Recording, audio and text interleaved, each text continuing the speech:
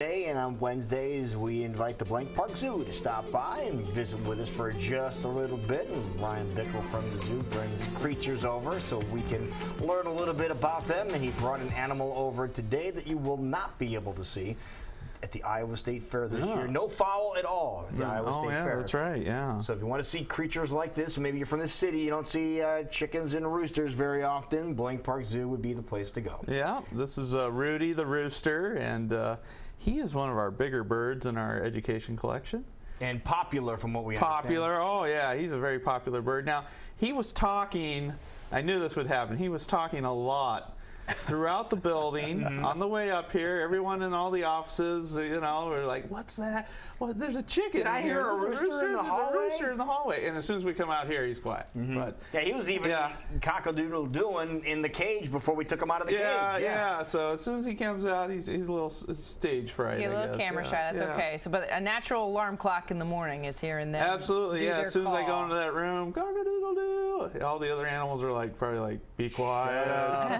I'm sure the lion wants to hit him on top of the head and hit the snooze or something. But tell us a little bit about chickens in general that people may not have known. Chickens in general, of course, you know, Rudy's a domesticated chicken. You know, they've been bred for you know, farm production and food and that sort of thing. And so they're too big to fly now. You know, you might see them, you know, flap their wings and get up on top of a fence post or something like that.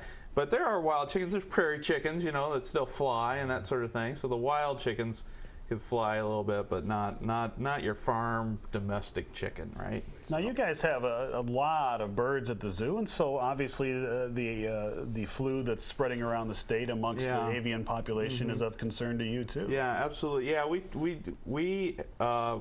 we're closely monitoring the situation back in the spring, and put some different protocols in place. And one of the protocols that we have in place right now is that I'm holding Rudy. I'm not putting him on the ground, so he can't pick up anything. Oh, okay. So that's one of the things we put in place.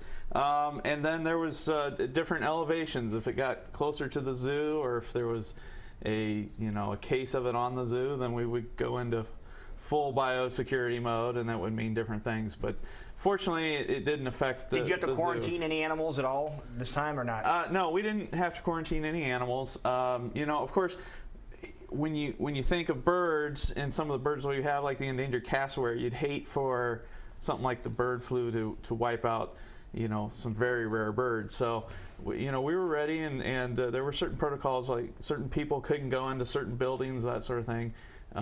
If you had, you know, if you lived on a farm or something like that and needed to work on the building, then we were concerned about those sorts of things. We didn't allow that to happen this summer. So. Okay, tell us a little something else about chickens that people may not have known about. For example, how often do hens lay eggs? Every 26 and a half hours, approximately.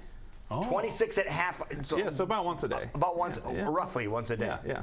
Didn't realize that. There's kind of a little developing trend of people in the city owning chickens now, just to get their just having their own backyard, their own fresh eggs. Yeah. Chickens everywhere. What about the extra flappage you always see? The comb and the wattle, right? So the scuttlebutt is they think that it could act as a radiator, that blood goes through those areas and helps cool them off. It is prone to frostbite. It also, the redder it is, may make it more attractive for attracting mates as well. So those are so it attracts the female. That's what you need, Jason. Jackie noticed that right away. I take my second chin and paint it red. Red and get a little, put your hair up. Yeah, I can do that. All right, good tips. Very good. All right.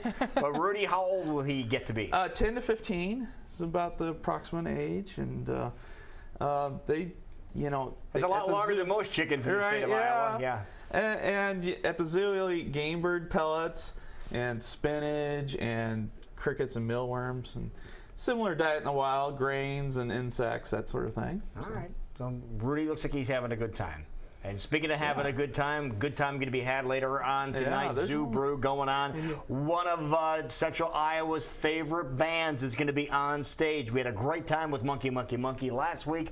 Toaster is going to be there tonight. Yeah. We are going to have a lot of people at the zoo. We're finishing strong with our bands this year, and there's only 3 zoo brews left. Can you believe this? Summer just seems like it started, but okay, here we have the that fair answers another question. Zoo brew during the fair. Will you have zoo brew next week while the fair is on? Absolutely. Well, Okay. I think Piano Palooza is the band next week. All right. Oh, they're just wanted great. to just clarify Yeah. that to make sure people thought you took a hiatus, but no, you guys are having zoo brew next week. Zoo Brew will be on next week, and the final 3 weeks. So if you have tickets for Zoo Brew, or if you don't have tickets, come on out, and it should be a great time. Yeah, a lot of people in from out of town taking care of business down on the east side, but don't forget about the zoo too. If you're in town, might as well head over to the zoo and spend a little time there. And roughly, how long does it take to go through the zoo? People have never been there before. If you want to do a lap through the zoo, I think, of course, everyone's different. You go with a family, and you got dad, grandpa that wants to take his time and read every sign. It might take 4 or 5 hours, but I'd say the average person 2 to 3 hours. All right, so an afternoon. Would be perfect. A morning would be perfect. All right, perfect. That's I've excellent. entered the portion of my life where I read every single sign, so it must be a sign of age. You're one of the slow guys. But if you're sad that it's featherless this year at the Iowa State Fair, you can get your fill of feathers over at the Blank Park Zoo. Rudy, would it kill you to make some noise? I during think this segment? what we're learning here is if you have chickens or roosters that are cockadoodling or making noise, you just need to hug them. Yeah. And then they'll quiet. And then they'll quiet them down. Yeah. So hug your chickens. He was Hug your saying he roosters. wanted love. He wanted love, is what he was Wanted a saying. hug, That's what that call is for. All right, so farmers, keep that in mind. Rudy looks like he's about ready to crow, but I don't think He's reading the going to. sheet. Yeah. Okay, right there. Say go. It's time to go. He's go like, is it my turn to commercials, say Rudy. something? He's gonna bite my hand. Watch. No, he's not. All right, folks, we'll be right back. You're watching Great Day on KCW.